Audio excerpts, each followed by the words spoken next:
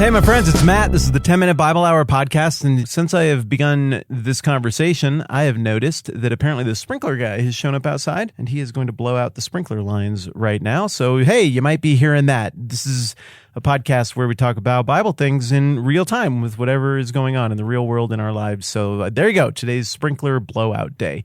Do you all have that, the sprinkler blowout thing? Because I thought it was universal, but I'd never really considered that some places would be warm enough where I guess you don't need to do the seasonal blowout on your sprinkler lines. Where I live, you got to put pressure on your sprinkler lines and it shoots out this mist, and then all the water that's in the lines goes away so that it doesn't freeze up and your sprinkler doesn't break, your pipes don't burst in the winter months when it freezes. I guess that's just one of those things that if you live a certain degree of latitude south, you don't have to concern yourself with. Interesting. Lucky you. Oh! I just thought of a thing. Remember we were doing a Bible podcast and I was going to talk about Acts chapter 11 today? But check it out. This is going to work. Okay. In the same way that where I live, sprinkler systems work different, and from time to time you have to blow them out because of the seasonal changes and how cold it gets and how much the ground freezes. But in other places that doesn't happen, so therefore you wouldn't have companies that go around and blow out the sprinklers. You wouldn't have sprinkler system blowout season in the fall. In the same way that that is not a universal thing, even though sprinkler systems are. Likewise, when the message of Jesus starts going out, this is totally going to work. I'm having fun right now. When the message of Jesus goes out to the larger surrounding area, that is outside of Jerusalem and Judea and out into Samaria and to the ends of the earth, you got the same metaphorical sprinkler system, that is Christianity, the same set of beliefs, the same faith is going out to all of these places, but not all of these places are the same. Stuff doesn't mean the same stuff in all of these places. People and language and culture doesn't work the same way. You don't have the same turn of a phrase to describe this concept as you would in another language. And as a result, Christianity in the early days, starting right around here in Acts chapter 11, starts to look a little bit different, practically speaking, in some of these outer reaches, these frontiers of where the message of Jesus is going, than it does in other places. Somehow, that all relates to there being parts of the world where you got sprinkler systems that you don't have to blow out in the fall, and other parts of the world where you got sprinkler systems that you do have to blow out in the fall. Just go with me. It's how today is. It's how the things are. In Acts chapter 11, Peter has come back and he's talking with the Jewish Christians, like Gen 1 or Gen 2 of Christianity from the very early days, from before. These are maybe people who converted in Acts chapter 2 at the day of Pentecost or something like that. And they're all Jewish, and they have a little bit of a hesitation, a little bit of concern that this thing is maybe going big, it's going mainstream.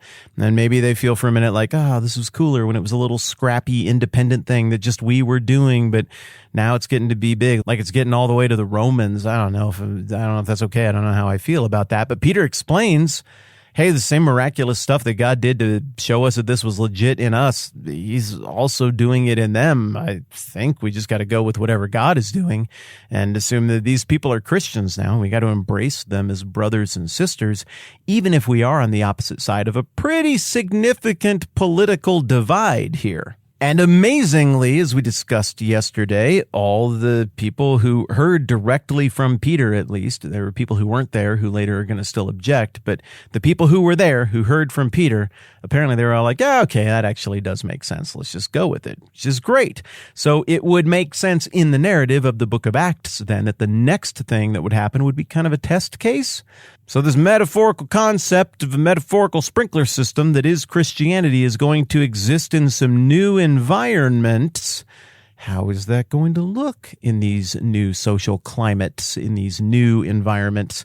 And we start by checking in Antioch, which I think is in extreme eastern modern-day Turkey, but historically has been associated with Syria. I don't know, the lines change over the centuries. So somewhere in there. Now let's see what happens. Acts 11:19. Now those who'd been scattered by the persecution in connection with Stephen traveled as far as Phoenicia, Cypress, and Antioch, telling the message only to Jews. A lot of important details in there. Okay, first, this proves that I wasn't just messing around earlier when I was remember a couple weeks ago when I was like, Saul is the guy who accidentally sent the Christians out and forced them out of their comfort zone to go and do what Jesus said, that is, be the witnesses of Jesus to Jerusalem, Judea, Samaria, and to the ends of the earth. So, Luke Luke, the author of Acts, is saying the same thing right here.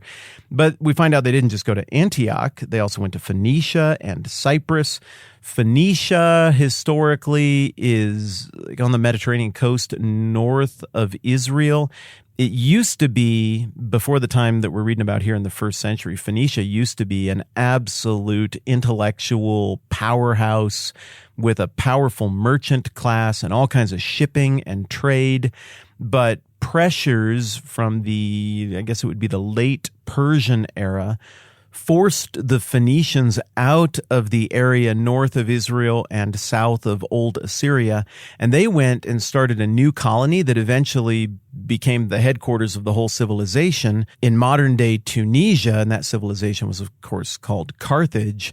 And Carthage almost won the game of ancient history, and all the things that you know about Rome and all the things that you hear about Rome, almost, if just a couple things had bounced a different way, you could swap out Rome and insert Carthage right there. They were a huge deal, but they lost a series of 3 wars called the Punic Wars to the Romans during the late Republican era of Rome.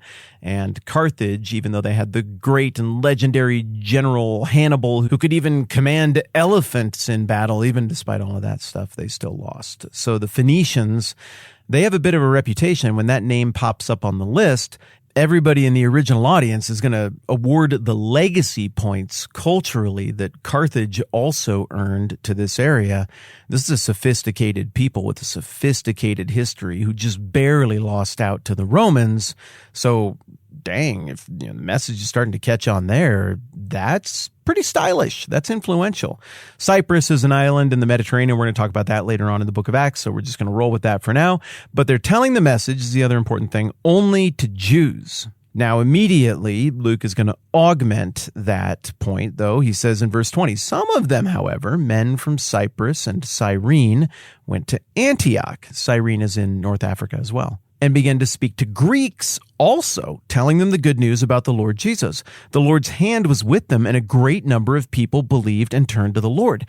Now, this is like a whole new strain of Christianity cropping up, because these people who started it, they're not from the family tree of Peter and the disciples.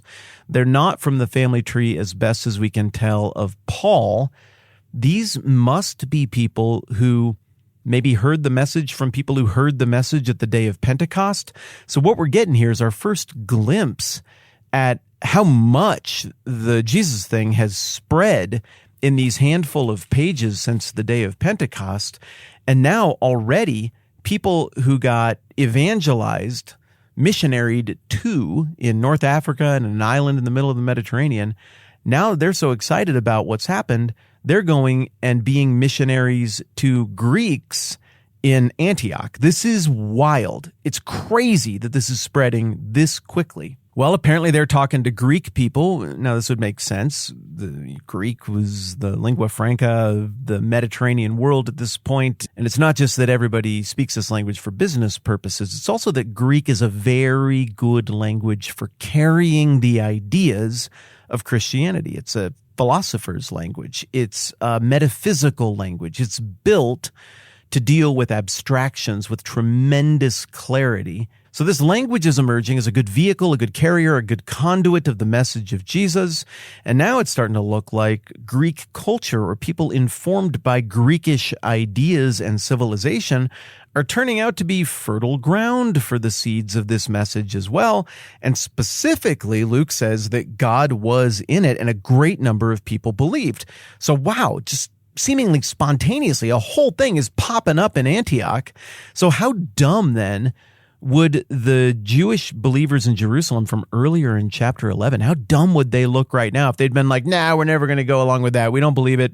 We don't think that's a thing. And then right after that, this spontaneous new strain of Orthodox Christianity pops up in Antioch. I mean, they're going to have egg all over their face. They really made the right call in getting on board with what God was doing instead of, as Peter warned them against, pushing back against God. Like, can't oppose God. Let's just go with it.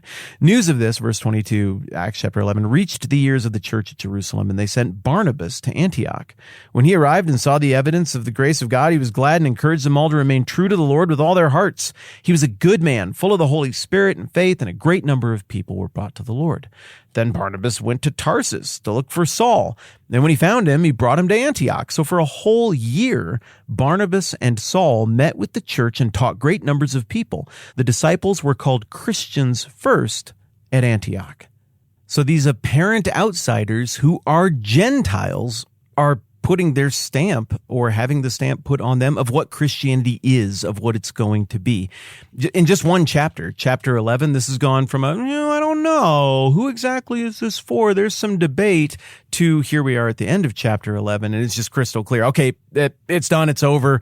The cat's out of the bag, the toothpaste is out of the tube. Christianity is for everybody. Jesus is for everybody. And now you've got this massive movement in Jerusalem, but you also have this massive movement in Antioch, and the climate in those two places, socially, culturally, religiously, linguistically, they're very different. But the message of Jesus and Christianity is taking in both places. So now what remains to be seen is, what about the particulars of Christianity? How different will it look in these two places while still holding to Orthodox beliefs? And how threatened are Christians from the one group going to be by Christians from the other group who are doing things differently? Well, my friends, we are fixing to find out. Thank you so much for all of the anticipatory, excited feedback that I've heard from so many of you about this new Through the Bible series that we're going to do over on the YouTube channel. I'm going to post a little clip, a little preview of that over on Patreon. I'll try to send that out as well as an email link for everybody who supports the program in other ways as well, just to give you a bit of a sneak peek at what this thing's going to look like. I'm telling you, it's going to look really different than other stuff that I've done before. My buddy Hunter and I think we came up with a pretty different, creative, interesting, new way to put a person in the video on camera without having that talking person be the centerpiece, the center of attention of the whole thing. And that was important to me for this. It'll make sense when you see it. At any rate, we're a couple days out, maybe 3 days out from actually publishing that first video of this big new series. And I'm definitely feeling the nervous excitement increase as I get closer to that. Thank you in advance for considering watching it and getting behind the thing and supporting this pretty big swing. All right, that's plenty for now. On to Acts chapter 12 next time around. I'm Matt. This is the 10-Minute Bible Hour podcast. Let's do this again soon.